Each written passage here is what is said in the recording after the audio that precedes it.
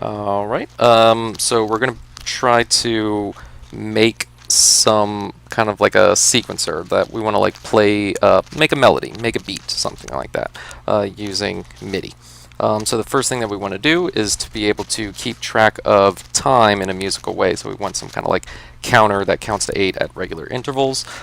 So the first thing that we want to do is keep track of regular intervals, like a metronome, and that is the metro object.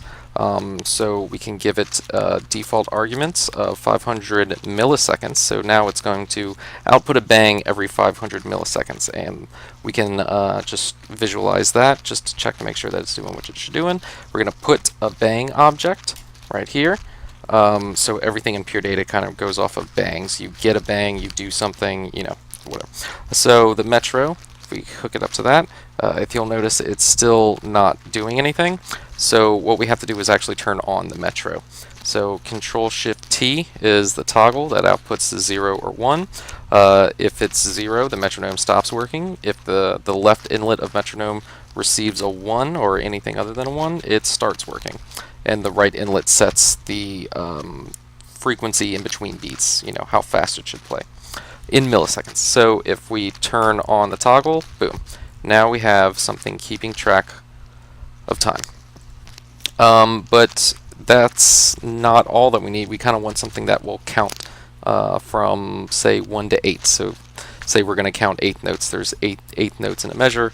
Let's have it repeat every measure. So we want to count to 8. I believe there's a count object. Yes, there is. So, here's the count. So it counts to whatever we tell it to. 0, 1, 2, 3, 4, 1. So 0 to 4, we say count to 5, and it counts to 0 to 4. Sure. Right, so let's say we want it to count from 0 to, or we want to count from 1 to 8. So we'll say count 8, which it will actually output 0 to 7, but we can just always say, put a new object that says +1. And then check out the output of that. You can put down a number, but you can also use Control-3 to drop a number and then click. So let's see what happens when that happens. Boom. So great. Now it's keeping track and it's counting to 8. It was counting from 0 to 7, and then we added this +1 to everything that it outputs. So now it's counting from 1 to 8. So great. So this little blinking thing was just for visualization. It's literally the exact same thing as if we just got rid of it and went straight to there. Alright, and the same thing for this little number box. We don't have to see it, but sometimes it's better to see it. Let's see. Alright, so now we want to, let's see what we can do. So it's outputting this number. So if we plug that into here, it's actually just telling the message box to send out what is ever in your message. So the number, we're sending out this number, but this message box doesn't, receive a number and sends out that number.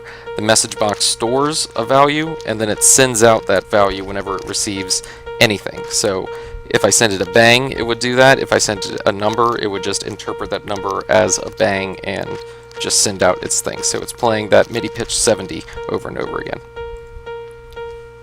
Alright, let's turn that off. So what we can do to make things sound a little bit more not monotonous is we can use the select button. So let's see, we can do select 0 or 1, 2, 3, 4, 5, 6, 7, 8. So we can say, hey, whenever it's beat 1, do this thing. Whenever it's beat 2, do that thing. Whenever it's beat 3, do that thing.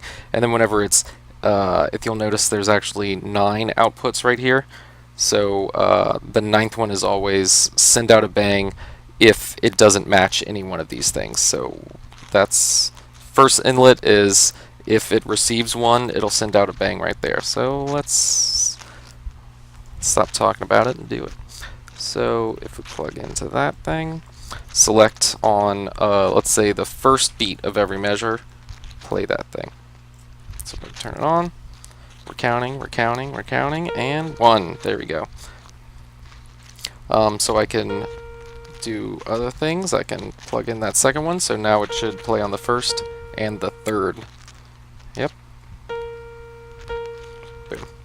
Alright. Let's see. What I did is I copied some reference stuff to use from the other patches, just because I hate looking up MIDI tables and stuff. Let's see. Let's start to make a beat. So what I actually wanted to do is have, let's see, we're just gonna play around. How about that? So I'm going to play around with, let's say, these are two chords that kind of work well together. If you put a comma in between this message box, it's going to send a 50 and a 54 at the same time, which the MIDI interprets as a chord. There we go.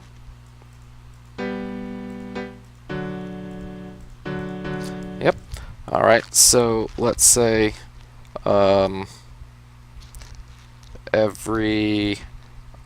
play that one on beat 1, play this one on beat 5. 1, 2, 3, 4, 5. There we go. Alright. And here's some other things. So, let me connect all of them to the make note. Alright. For this, I'm going to do something different. Select 1, 3, 5, and 7. So it's not all of them. So then I'm going to connect the same thing. You can connect as many things to the outlets and as many things to the inlets as you want. It doesn't really matter until you get really far later. So let's make, I want every time it's a even, I want you to play that thing. So this is basically anything that is not 1, 3, 5, and 7, which if you look at it, it's actually all the up notes. There we go. And now I can start playing other things. Actually, I kind of like it the other way around. So, boop, boop, boop. Now I got them all. Alright, now it'll keep doing that forever. And these are all going to this one make note.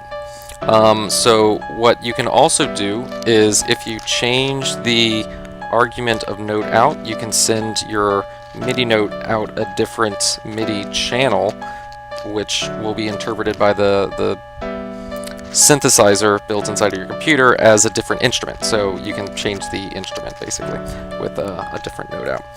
So note out, and with the argument 10, so the default argument would be 1, so I'm sending this stuff out on this one channel. I can send stuff out on this 10th channel, and that will be interpreted as drum hits, like drum samples. So I went and found these things. So what I want to do is just a simple, boots and cats beat where it goes bass drum, hi-hat, snare, kind of like what we did here. So let's see what that looks like. I just copied and pasted that, but I don't want those. I want a bass drum, a hi-hat, and a bunch of snares. So let's see what we do. Oh, we also need the make note object. So now we can plug all these guys in. There. That is pitch and velocity out of the make note. Then we got to plug in all of the different things to the first inlet of make note to set the pitch of what it should be. For the drum samples, the length doesn't really matter, but just the velocity does. So I put the default arguments of 100 velocity and 1,000 seconds just as a default. Alright, and if we again connect that thing to that guy, let me pull everything apart just so it's a little easier. Oh no, you can always Control Z to undo something. I didn't get all of that. So I have all of this guy doing another line, and then now we want to do drums. So let's see. There we go. So bass drums on beat 1. Yep.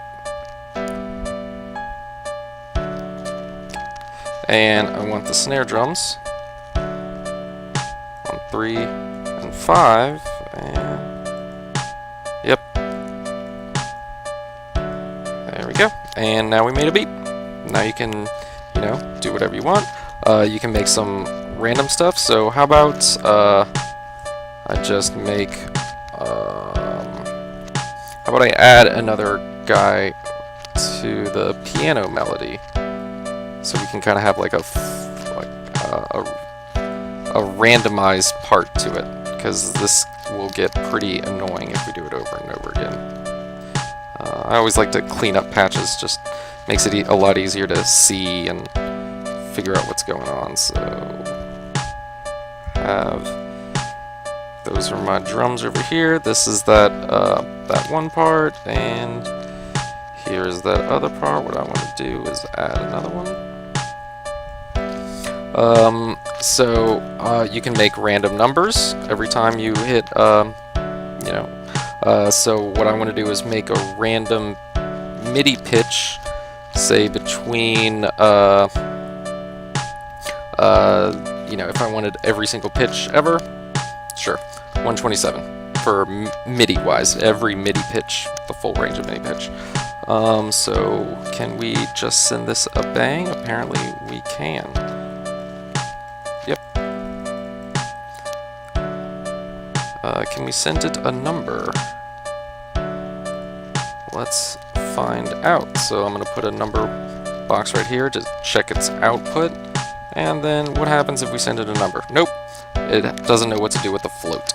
So let's this handy dandy thing called trigger, which you can say trigger bang, or just for shorthand TB. So we're going to trigger a bang. So anytime this thing gets anything, let me just plug that into that guy, it will output a bang instead. So now it's working. Alright, and let me plug in that guy. So now it's making, adding some random notes to the top of it. Alright, hope that was good enough for you.